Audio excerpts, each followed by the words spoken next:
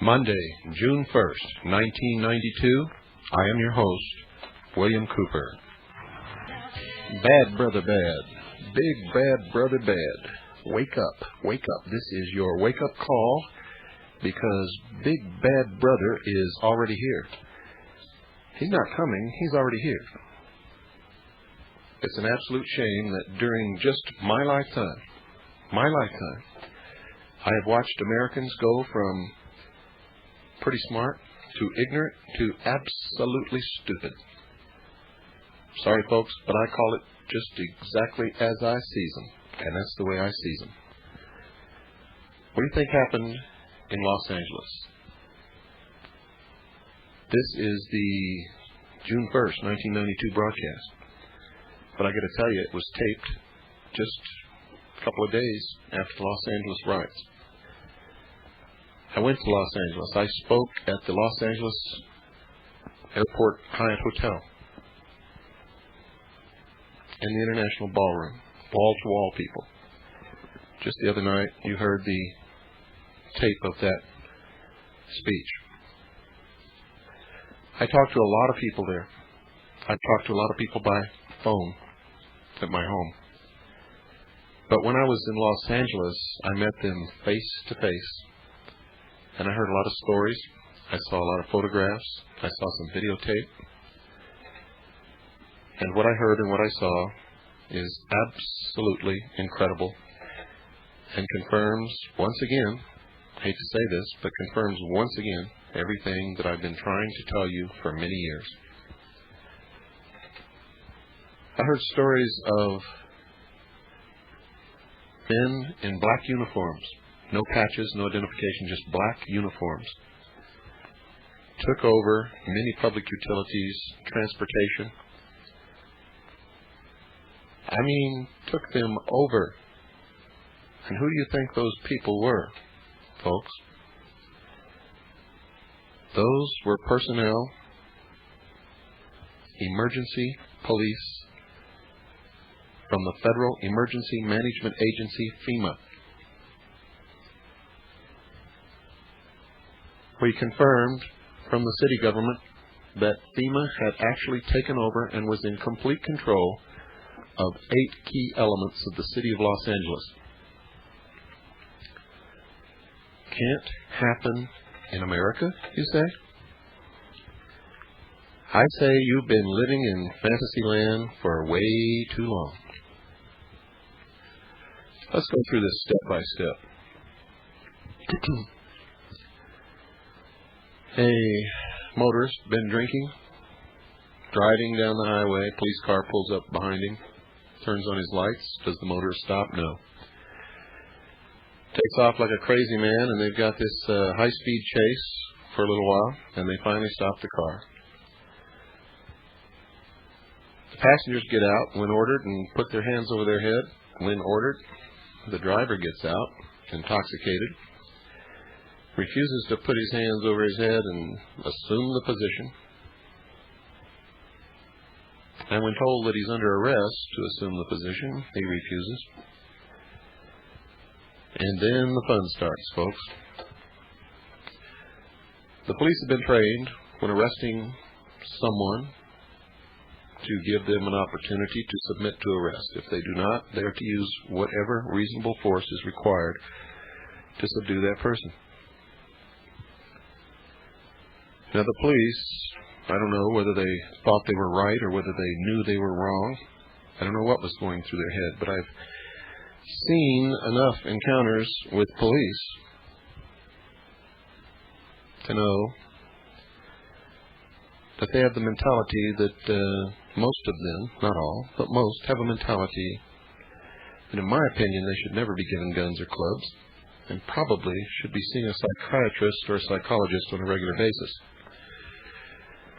What in the world would ever make anyone ever want to become a police officer in the first place? I've known a lot of police officers in my life. Some of them were very good friends.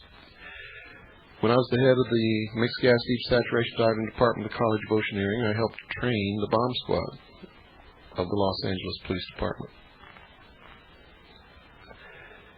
When I was in the United States Navy, I served on shore patrol on many occasions and had many occasions to arrest military personnel, some of whom were extremely intoxicated and put up a real good fight. But you know something? Not once did I ever have to use a club on a man or pull out my weapon to subdue a man, to arrest that man. And at no time ever did it take more than two of us to do whatever we had to do without hurting anyone. Without hurting anyone.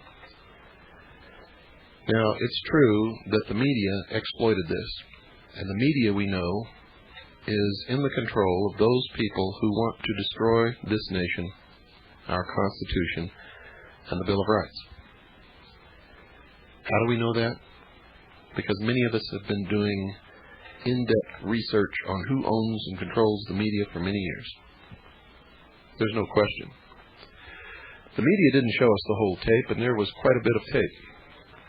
They didn't show it all to us because they didn't want us to see Rodney King belligerent, refusing to submit to arrest, lashing out at officers. The only thing that they wanted to do was inflame the nation, and they did that. Rodney King was beat repeatedly while he was on the ground, helpless. He didn't have a weapon. And there was no excuse for the action of those police officers.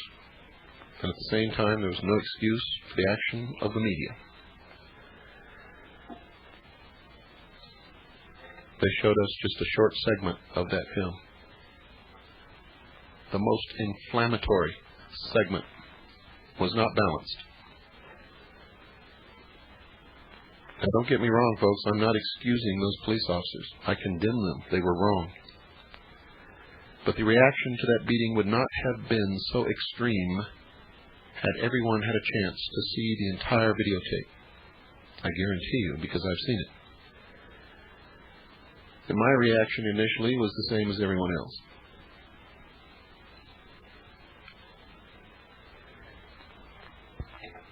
Over a period of time, these police officers were charged because of the uproar of the public, and rightly so. They should have been charged. But the wrong charge was brought against them. They were charged with assault, with intent to commit bodily harm. The correct charge should have been battery. Battery, folks. Battery. There's a big difference. Assault is the threat to harm. Real threat. You pull a weapon and point it at someone's head, that's assault. You threaten to kill someone, that's assault. You raise your arm to strike someone, that is assault. When you actually commit the act, take the swing, and hit the person, that is battery. Those officers were not charged with battery. They were charged with assault, with intent to commit bodily harm. Well, these officers were doing what they've been trained to do. They had, at least in the eyes of the law, no intent to commit bodily harm. However, if you watch that videotape, it is obvious that they had every intent to commit bodily harm, but still was the wrong charge, folks. Then a Masonic judge, a Freemason, changed the venue from Los Angeles. And there are many courts in Los Angeles. You know, and the whole nation saw this videotape. So changing it from Los Angeles to Ventura County, in my estimation, in the estimation of many, many prominent and respected and credible people, was unjustified. Because the entire nation watched the videotape, not just the city of Los Angeles. But it just so happens that Ventura County is 98% white and Hispanic, and about 2% black.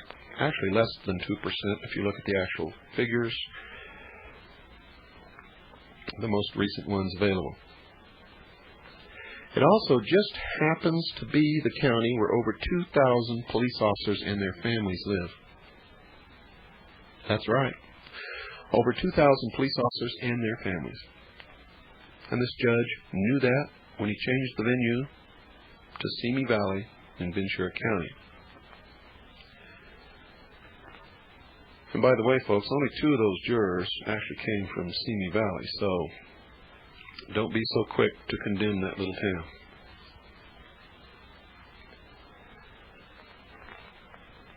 During the trial, everything was televised all the time. The defense made their points and their case very well. They were very convincing in that the officers were trained to subdue with whatever reasonable force is necessary anyone who refuses to submit to arrest. And their argument was that they were doing what they were taught to do, what they were trained to do, and they had no malice and had no intent to inflict bodily harm, only the intent to make Rodney King assume the position and submit to arrest. Well, what is this assume the position phrase that I keep using? Well, it's a phrase that street people use. It's a phrase that police officers use. It's a phrase that's used in the courtroom. What it means most of the time is spread your legs, spread your arms, and lean face forward against the wall, any wall, or a car. Sometimes when there's no wall or car available, or if they're having you exit from an automobile, they will tell you to stand up, stand still, spread your legs, put your hands behind your head.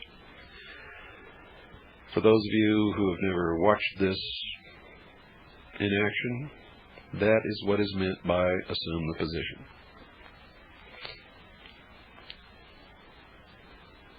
It is incredible that all through the trial, everyone felt that the verdict was going to be guilty.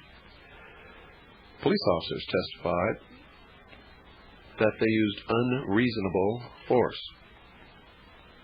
Unreasonable and unnecessary. One of the fellow officers, who has since been ostracized by his fellow policemen, also testified against these officers. However, the defense made their case, and they made it very well. They made the case that the officers did not commit assault, and they didn't. They committed battery. And that in the performance of their duties, all they wanted to do was make Rodney King submit to arrest. And the moment that he did, they stopped beating him, and that was a powerful, powerful image. You see, because if they had intent to commit bodily harm in the eyes of the law, they would have continued to beat him even after he submitted. But the fact is, even in my own experience, in the experience of many of the police officers that I know, they had Rodney King outnumbered and overwhelmed, and there was no need whatsoever to even hit him with a club. Not even once.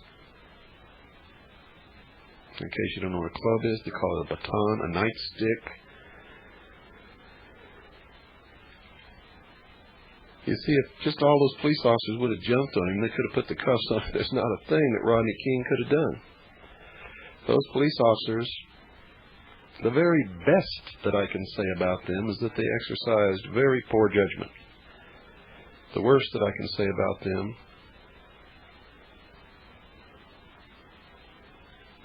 is that they were racist, mean,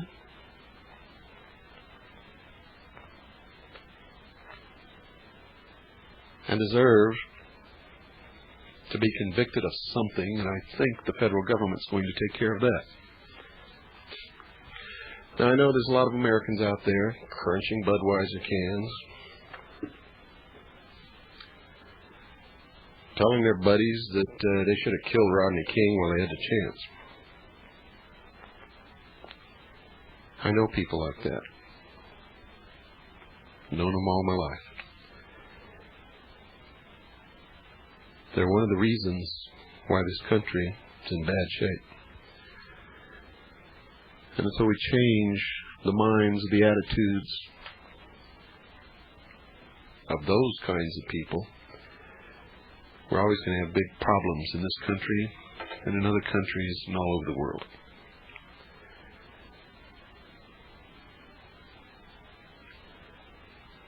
There just isn't any room on this earth anymore, folks, for bigotry and racism. It won't work. It won't work.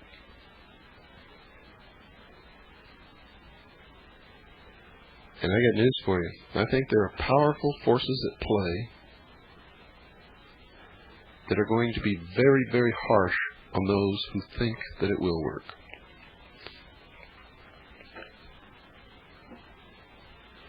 When the trial was finished, the whole world was watching that little courtroom in Simi Valley in Ventura County, California. My neighbors were. People were calling me on the phone, asking me what I thought the verdict was going to be. I told my wife that because of the change of venue and because both judges were Freemasons, that I had a sneaky suspicion that the instructions to the jury would ensure a not guilty verdict, otherwise known as acquittal. And I told my wife and several people on the phone who called that if this happened, there would be a cry of outrage that would be heard around the world, and that the blacks in Los Angeles would be out on the streets. I told my wife there would probably be riots. I had no idea, folks, had no idea that it would go to the extremes that it did, that people would be killed, beaten, that buildings would be burned and businesses destroyed, and the degree of looting was way beyond anything that I had expected. However, in retrospect, knowing what we know now, we all should have expected it, all of us, because it was a test. It was a dry run. It was engineered from beginning to finish. See, the instructions the judge, the Masonic judge, the Freemason judge, gave to the jury was such that they had no choice but to come back with the verdict that they came back with. And many jurors have tried to explain why they came in with that verdict of acquittal. And they're all explaining it wrong because they don't even understand why they did it. You see, they looked at all the evidence, and then they listened to the instructions of the judge, and the instructions of the judge is what put the evidence in perspective for them in a way that they had to come in with a verdict of acquittal. The instructions of the judge was very simple. Within the scope of the law, did they commit assault with intent to commit bodily injury? The answer was no, at least in the eyes of the law, at least in the eyes of that courtroom. Another one of the instructions was, if you find that these officers were performing within the parameters of their training, you cannot find them guilty. And according to their training, they were definitely performing within the parameters of their training, especially in the city of Los Angeles, where that kind of brutality is common. Where Chief Gates himself, before he arose to the position of chief, had been accused on several occasions of using unnecessary force on blacks in Los Angeles. Having lived in Los Angeles and the surrounding area, I have watched it happen so many times that trying to look back and count the incidents that I had seen, I was not able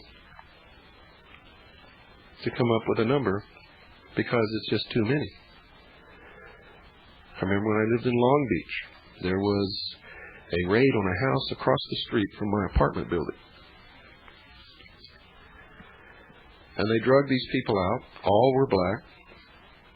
They handcuffed them and had them all laying on the ground. And every once in a while, an officer would walk over and stomp on one. And, of course, the blacks were extremely angry, were yelling obscenities and epithets at the officers. And I watched as officers drew their clubs and just beat one woman senseless. And she kept screaming. She had spirit and she had guts and she wasn't going to shut up. But she was subdued. She was handcuffed. She was lying on the ground, was no threat to anyone. And she was beat. When the men began to scream, stop beating her, then they beat the men. While they waited to haul them away. Now, I actually witnessed this from the window of my apartment building directly across the street. And this is just one of the things that I've seen over the years that I lived in the Los Angeles area. We are moving into a police state, folks. And if you don't believe that, just watch your television on Friday and Saturday night. Programs like Cops, Top Cops, 911 Cops, SWAT Cops, Women Cops, Detective Cops, Grandma Cops, every kind of cop you can think of. And when did this start? And why so many programs about cops? And why is America so enthralled with watching police bust down doors, subvert the Constitution? I mean, literally right in front of your eyes. They break down doors without search warrants. The Constitution requires it, by the way. Most of you don't know that because most of you don't have a copy of the Constitution and never read it. If that makes you angry, so be it. It happens to be the truth. And you know it.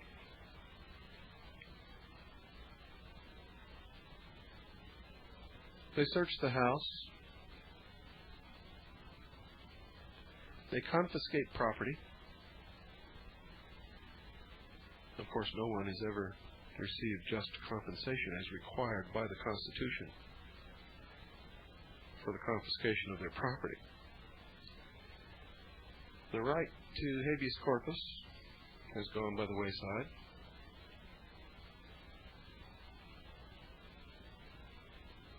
Now, this is incredible. We are losing our freedom of speech and many, many other things. Oh, the Fifth Amendment, folks. Haven't you read your papers?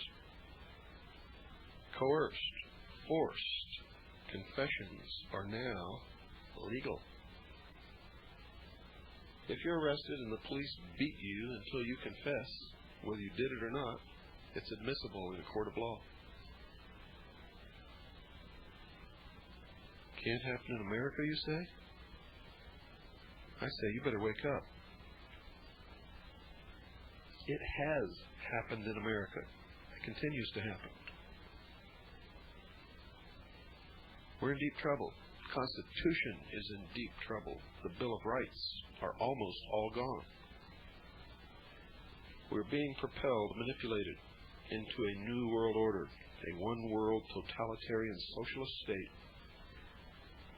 that has no Bill of Rights and will have no Bill of Rights.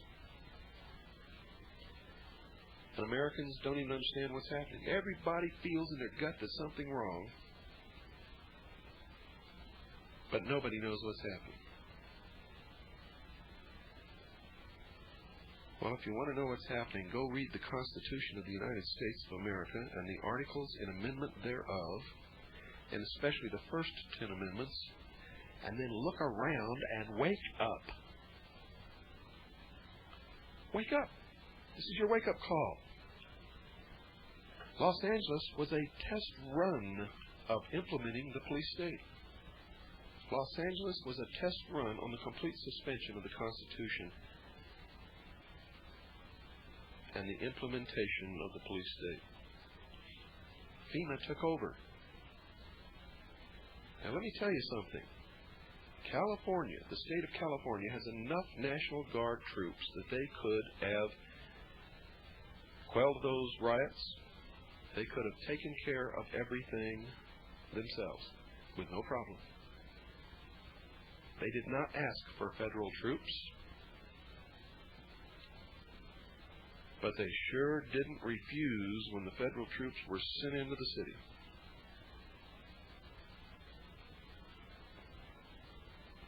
Now, without the declaration of a national emergency, that's against the law. But Bush sent federal troops into the city of Los Angeles, and he sent FEMA to take over, and they did. FEMA's job, folks, is not to help in catastrophes, and we learned that in Hurricane Hugo. Remember when it hit the southeast coast? Remember? And the people screamed for federal assistance, and there wasn't any federal assistance to give them. I mean, nobody was trained to do that. But they sent FEMA down there, a Federal Emergency Management Agency.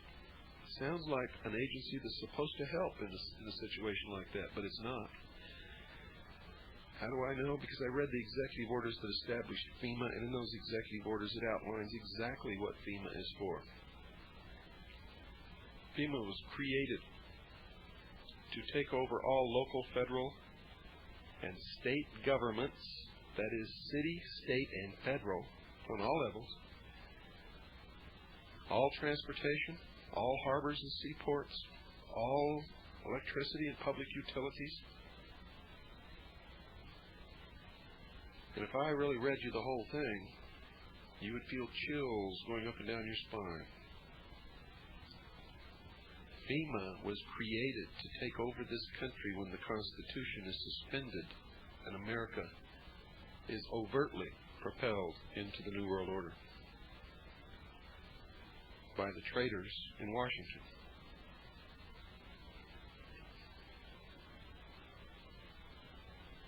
I suggest you begin researching this yourself. You can start with my book, Behold a Pale Horse. And if you don't want to get my book, there's plenty of other books. All talk about the same thing, but you got to go looking for them because B. Dalton and Walden Books don't carry them.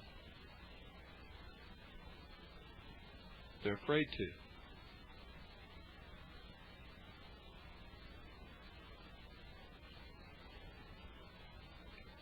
You can get my book by calling Stan Barrington at 602-567-6109. That's 602-567-6109.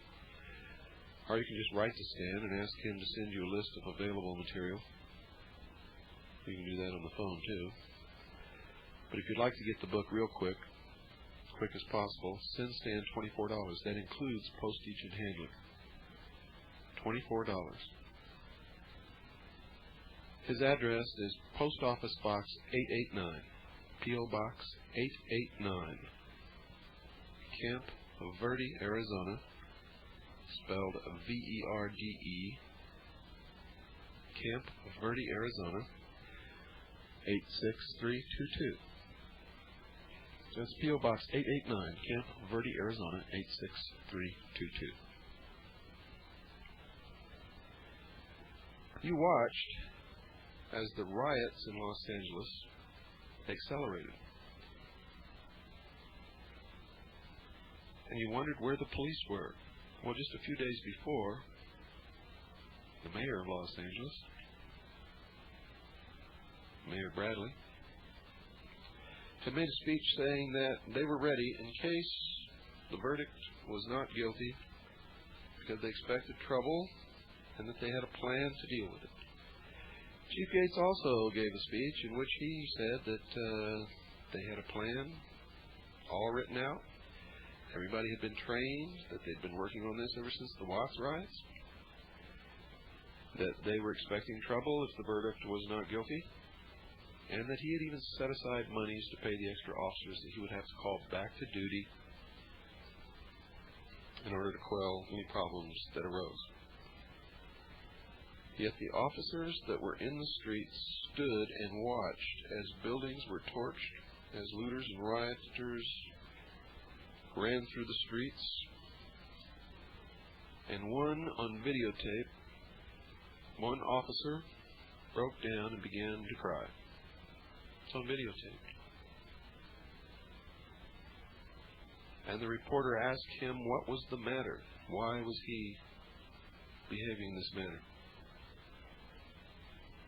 He said he was frustrated. There was nothing he could do because they had been ordered not to interfere at all. No additional officers were called to duty. No National Guard were brought into the city. The leaders of the city, Mayor Tom Bradley, congresswomen and congressmen, city council members made inflammatory statements which were, in fact, inciting to riot. Members of Congress, civil rights leaders all over the country made inflammatory statements which were inciting people to riot. The congresswoman from South Central Los Angeles was asked by a reporter on television. I was watching this myself and taped it, and I have it on videotape, along with the other things that I said is on tape. Was asked if she would make a public plea for the rioters to stop rioting and stop looting. She said, "No, I will not do that. I will advise my people not to put themselves in a position where they will get hurt." But she would not make a plea for them to stop rioting and stop looting. How do you like that? And she wasn't the only one. Nobody tried to do anything until so much damage was done and so many people were hurt that it gave George Bush the justification he needed that without a national declaration of emergency, without being asked by the state of California,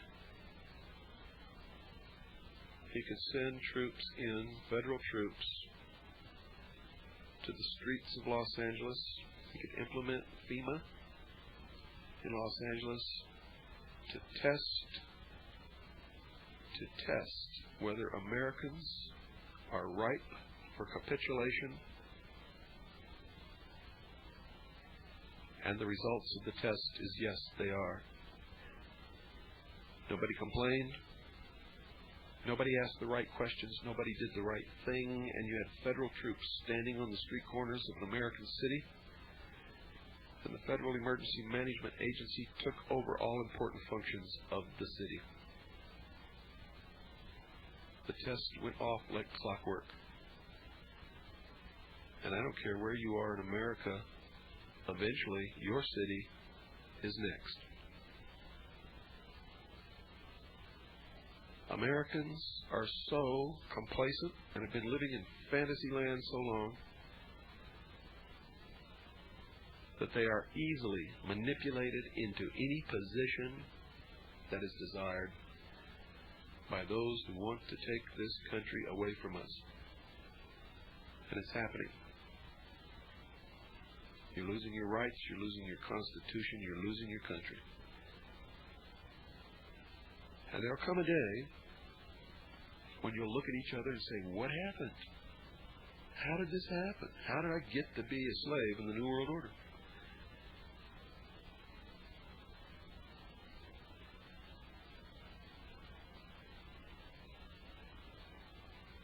And I got to tell you something, folks. You've all got brains, but you're not using them. If you use those brains, you wouldn't need anybody like me or anyone else to tell you what's happening.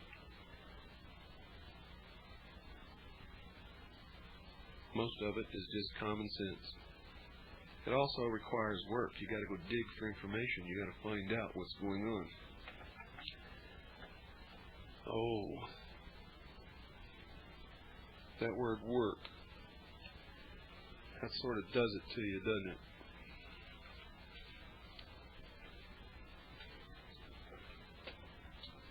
This is your wake-up call. This is the hour. This is the hour of the time. Your time. Our time. This is the only time there ever was or ever will be. This is the hour during which you will decide your and our collective futures. Because you're either going to wake up and get responsible. It's another word people do not like. And stick your neck out and take a risk and help us save the Constitution and the Bill of Rights in this country.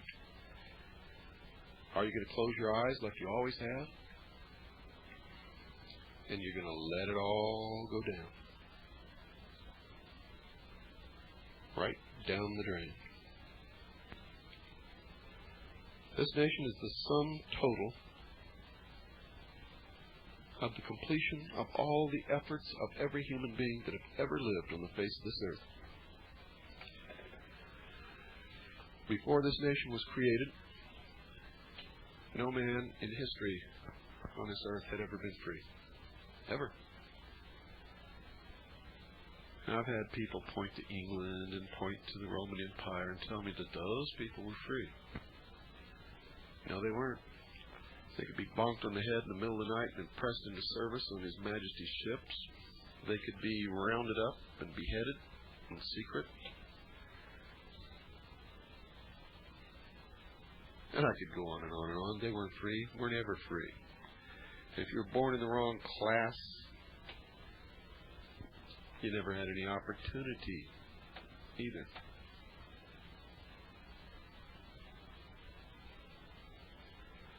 No, this nation did it. This nation was the great experiment brought about by our forefathers to see if man could really rule himself or not.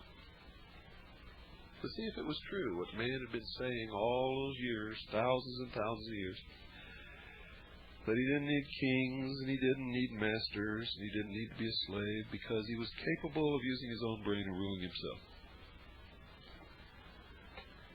Well, we know that's a joke, don't we? Because our forefathers gave us the opportunity, gave us the Constitution, the Bill of Rights, every tool that we ever needed to stay free and rule ourselves. And we blew it.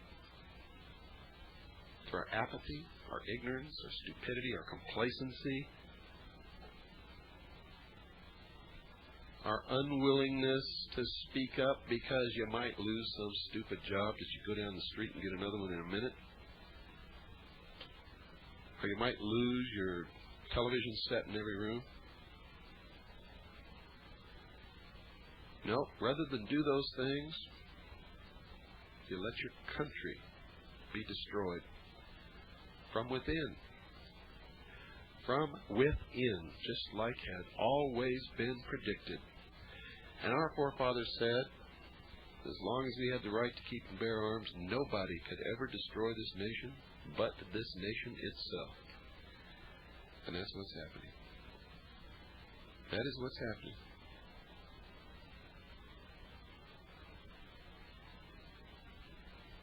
You wonder why the schools are going to hell in a handwagon?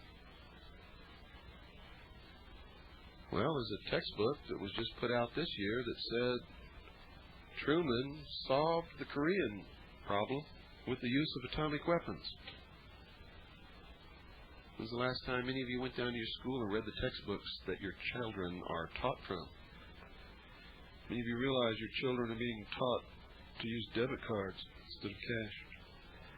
How many of you realize that in these schools there are big posters with the world, and underneath it says "Our Home"? How many of you understand that the children are not being taught the real history of this nation or the Constitution or the Bill of Rights? They're being taught world government.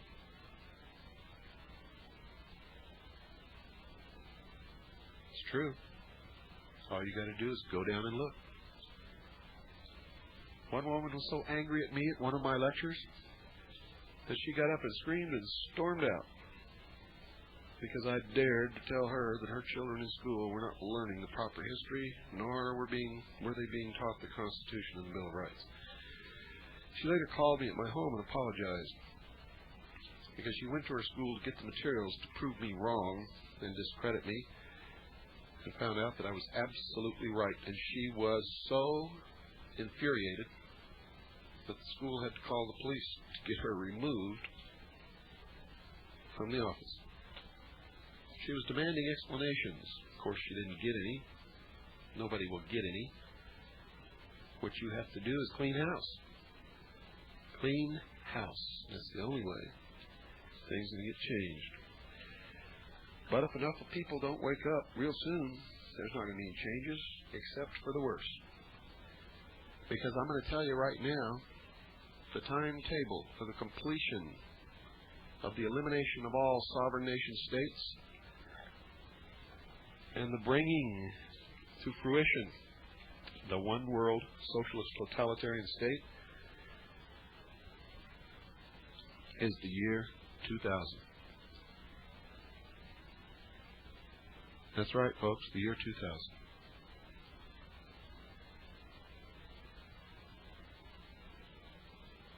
Now, you can also write to me. I want to hear your comments. I want to know if you're listening. I want to know what you think about this show. And I need to know how many people are listening. If I'm talking to 2 people out there, then this just isn't worth it. But if there are a lot of you listening, I need to know it. I need to know if I'm going to stay on the air. I hope there are a lot of people listening. Send me a postcard. William Cooper, Post Office Box 3299, Camp Verde, Arizona, 86322. Send me a postcard, that's all. Just tell me how many people in your family listen, or neighbors if they come over. What you think of this radio show. And if you want to put something bad down there, that's okay. I've been called every name in the book. Doesn't bother me a bit. If you want to put something good down there, that's okay too. Love to hear that. And send it to me, William Cooper, Post Office Box 3299, Camp Verde, Arizona, 86322. It's P.O. Box 3299, Camp Verde, Arizona, 86322. Now, don't order books from me because I don't handle books and materials. You can also order tapes of this broadcast if you are not taping it yourself. And you're welcome. We recommend that you tape it yourself and make copies and send it to whoever you want. That's what we're all about. But if you want to order tapes, call Stan at 602-567-6109. That's 602-567-6109. Or you can write to Stan and ask him for a list of available materials at P.O. Box 889, Camp Verde, Arizona, 86322. That's P.O. Box 889, Camp Verde, Arizona, 86322. Now, please do that, folks. Send me that postcard. Tell me how many people at your house are listening, whether they're neighbors, family members, I don't care. I need to know. You don't need to put a return address. I'm not interested in your name. You don't have to send your name or your address. Just let me know how many people are listening and what you think of the show. And we have a fax machine. If you want to send us a fax, if you have information you think we could use on this radio show, we're interested in hearing from you. The fax number is area code 602-536-7165. Once again, this is the fax number only. Area code 602-536-7165. When you call that number to send a fax, listen to the answering machine. It will give you the instructions of what keys to punch so that we'll get the fax that you sent. And if you want us to acknowledge any material that you send us, give us your name and we'll do that. If not, if you don't want to send your name, That's fine. We don't need any names or addresses. We're not fishing for anybody. There's other people out there doing that. Lots of them. We're just trying to save this country, and we hope to get you on the team, on the battlefield with us. Also, if you'd like to write me a letter or send me anything in the mail, you can send it to the same address as the postcards, P.O. Box 3299, Camp Verde, Arizona 86322. Send it to me, William Cooper. I'm interested in whatever you have to say or whatever you have to send. And I'll tell you, folks, if you've got information out there that we don't have or you think we need to inform the American people out, you send it to us. And we'll look it over. Little Pooh is standing here with the big giant earphones on as I take this broadcast. And she is really the reason that I keep going and trying so hard. She's looking up at me now with that big smile on her face. She'll be 2 years old May the 30th. Time flies. And it seems to me like it was just yesterday that they brought her home from the hospital and I stayed up all night for a week holding her because she was having problems and needed that. The future of this world belongs to the children. Won't you help me make it a good one for them? Good night, and God bless you all.